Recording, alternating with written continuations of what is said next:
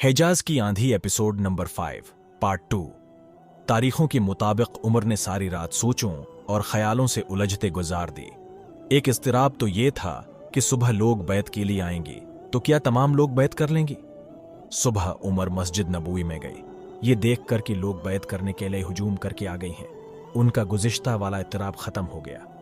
बैत में मुमकिन इख्तिलाफात का ख़तरा उमर ये महसूस नहीं कर रही थी कि वो खलीफा बनेंगे या नहीं, बल्कि असल अंदेशा जो उन्हें परेशान कर रहा था वो ये था कि अगर इख्तिलाफ फैल गया तो उम्मत में इंतिशार और इफ्तिराक पैदा हो जाएगा, जो इस्लाम के न सिर्फ फ़रोग के लिए नुकसानदा होगा बल्कि इस्लाम की बका भी खतरे में पड़ जाएगी। लोग जोक दर जोक आगे बढ़े और उमर के हाथ पर बैत करने लगी। ज़ोहर की नमाज तक ये सिलसिला जारी रहा। ज़ोहर की अजान हुई, उमर ने इमामत की फ़राइज़ अदा किए। नमाज के बाद उमर मंबर पर खड़े हुए। वो मंबर की उस सीढ़े पर खड़ी थी जिस पर खड़े होकर अबू बकर खुतबा दिया करती थी। लोगों ने देखा कि उमर उस सीढ़ी से एक सीढ़ी नीचे आ गई। इस पर खड़े होकर पहली अल्लाह की हमद व सनाह में चंद कलमात कही, फिर रसूल पर दरूद भेजा, फिर अबू बकर मरहूम की खूबियां और उनकी कारनामे बयान किए और उसके बाद खुतबा शुरू किया। ये खुतबा आज तक तारीख की दामन में लफ्ज बलफ्ज महफूज है। ए लोगो, मैं तुम ही में से हूँ, तुम जैसा ही एक इंसान हूँ। अगर मुझ में खलीफा रसूल की हुक्म उदूली की जुर्अत होती तो मैं ये जिम्मेदारी कभी कबूल न करता। मुझे मालूम है कि लोग मेरे मिजाज की सख्ती से डरते हैं और मेरी दृष्टि की वजह से मुझे पसंद नहीं करते। कुछ लोग ये भी कहते हैं कि उमर उस वक्त भी हम पर सख्ती करता रहा है जब हमारे सरों पर रसूल अल्लाह का साया मौजूद था, और फिर वो उस वक्त भी सख्ती करता रहा जब हमारे और उसके दरमियान अबू बकर हायल थे। लोग कहते हैं कि अब क्या होगा जब हमारे मामलात इसी के हाथ में हैं। जो कोई भी ये कहता है वो ठीक ही कहता है। मुझे रसूल की मसाहबत का शरफ हासिल है। मैं रसूल का गुलाम और एक अदना नौकर था। आपकी रहमदिली में आपका कोई सानी न था।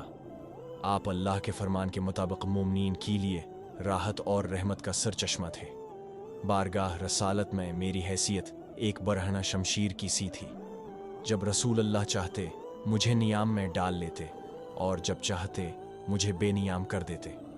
मैं रसूलुल्लाह की बारगाह में इसी हैसियत में रहा उस दिन तक जिस दिन अल्लाह ने आपको याद फरमाया और अपने यहाँ बुला लिया। हुजूर आखिर वक्त तक मुझसे खुश और मुतमईन रहे। मैं अल्लाह का लाख लाख शुक्र अदा करता हूँ कि हुजूर मुझसे खुश रहे, और ये ऐसी सादत है जिस पर मैं सारी उम्र फ़ख्र करता रहूँगा।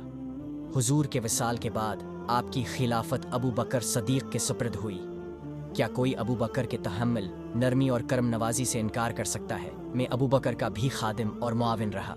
मैं अपनी सख्ती को अबू बकर की नरम मिजाजी में जज्ब कर दिया करता था। मैं एक बरहना तलवार था जिसे अबू बकर नियाम में डाल लेते थे, या किसी बहुत ही ज़रूरी काम के लिए मुझे नियाम से निकाल कर इस्तेमाल करते थे। मैं इसी हैसियत में पूरी फरमानबरदारी से उनके साथ रहा, यहाँ तक कि वो भी हमसे जदा हो गए। और मैं अल्लाह का लाख लाख शुक्र अदा करता हूँ कि अबू बकर आखिर वक्त तक मुझसे खुश और मुतमईन रहे, और उस सादत पर भी मैं फ़ख्र करता हूँ।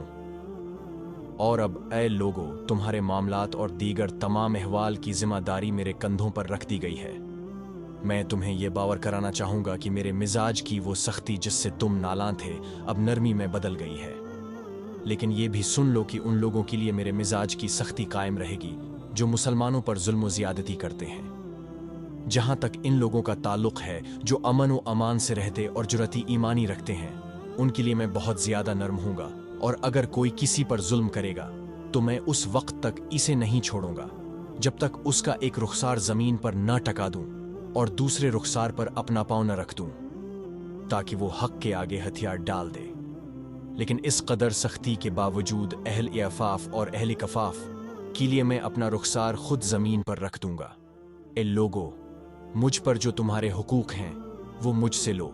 मैं ये हुकूक बयान कर देता हूँ। मुझ पर तुम्हारा एक हक ये है कि तुम्हारे खराज और उस गनीमत में से जो अल्लाह तुम्हें अता करे मैं कोई चीज़ ना हक ना लूँ। मुझ पर तुम्हारा ये हक है कि जब तुम में से कोई मेरे पास आए तो मुझसे अपना हक वसूल करके ले जाए।